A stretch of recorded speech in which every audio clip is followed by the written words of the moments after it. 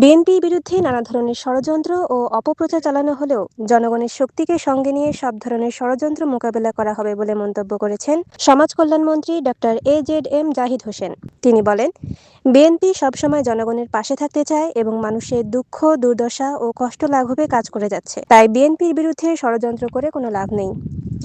শনিবার ২০ জুন দুপুরে দিনাজপুরের নবাবগঞ্জ উপজেলা হলরুমে কৃষকদের মাঝে বিনামূল্যে বীজ ও সার বিতরণ কর্মসূচির উদ্বোধন অনুষ্ঠানে প্রধান অতিথির বক্তব্যে তিনি এসব কথা বলেন। মন্ত্রী আরও বলেন, সামাজিক যোগাযোগ মাধ্যম ও বিভিন্ন পত্রপত্রিকায় নানা ধরনের অপপ্রচার চালানো হচ্ছে, তবে জনগণের ঐক্যের সামনে কোনো ষড়যন্ত্রই টিকবে না।